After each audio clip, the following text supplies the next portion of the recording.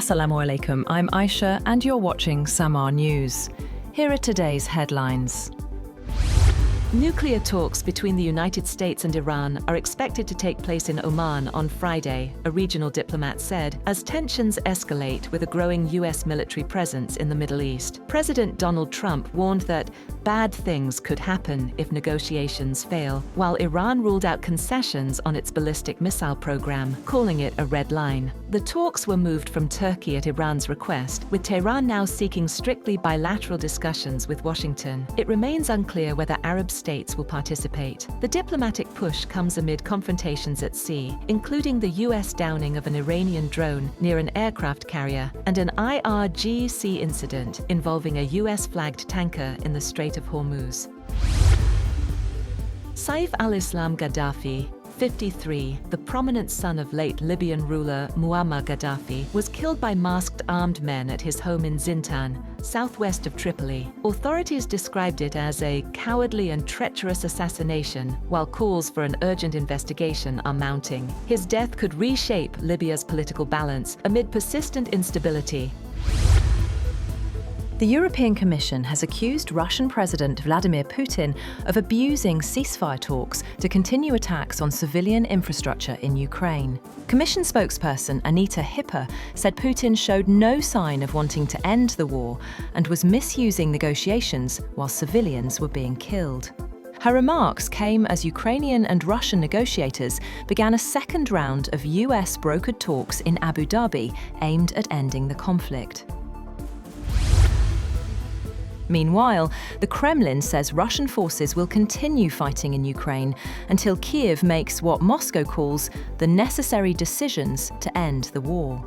Spokesman Dmitry Peskov said Russia's position remains unchanged and is known to both Ukrainian and US negotiators. Ukraine has rejected Russia's demand to hand over the rest of the Donbass region, territory Moscow has failed to fully capture after 4 years of fighting.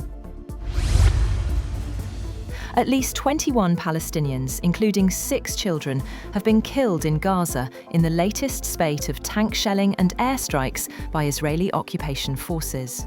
Officials said a medic was killed in Khan Yunis while responding to an earlier strike, hit again at the same location. The latest atrocities come just days after Israel reopened Gaza's main border crossing with Egypt and dealt another blow to a fragile US-backed ceasefire.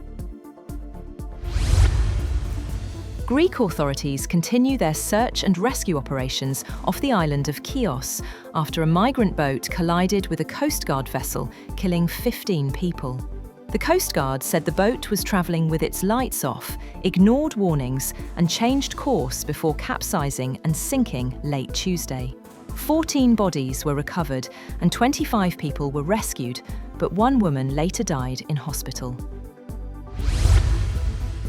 Thousands of Venezuelans march in Caracas, demanding the release of President Nicolás Maduro and his wife, Celia Flores, 1 month after US forces seized them. Supporters, many waving Venezuelan flags and wearing red, marched from Plaza Venezuela, chanting, "Venezuela needs Nicolás," and holding signs accusing the United States of kidnapping the couple. Maduro's son condemns the US operation as a violation of Venezuelan sovereignty, while the Bolivarian National Armed Forces support interim President Delcy Rodriguez.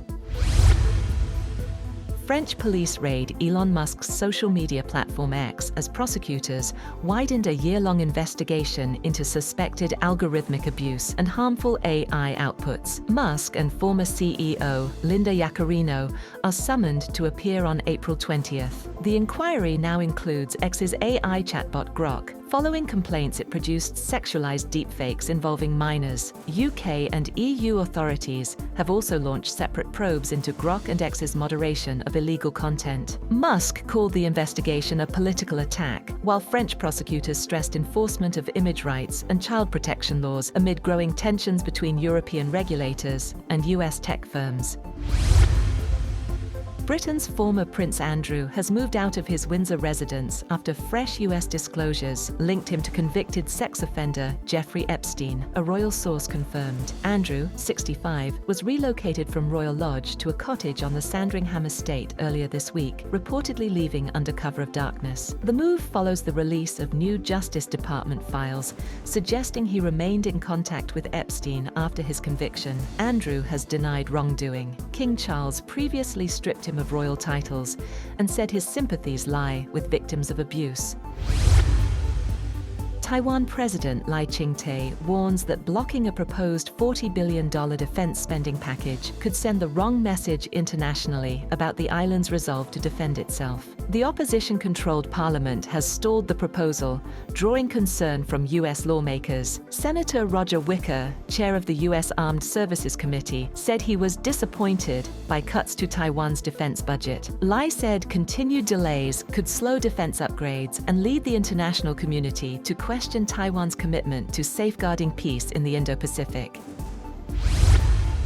Pope Leo appeals to the leaders of the United States and Russia to extend the New START Treaty, the last agreement limiting strategic nuclear weapons. Speaking at the Vatican, he stressed the urgent need to prevent a renewed arms race and rising global instability. The treaty, signed in 2010, is set to expire Thursday. Russian President Vladimir Putin suggested a one-year extension in September, but US President Donald Trump has not yet responded. Pope Leo called for cooperation based on trust and ethics, warning that expiration would end over 50 years of formal nuclear arms limits. That's all for now. For more updates, visit www.samaa.tv. Thank you for watching Samaa News.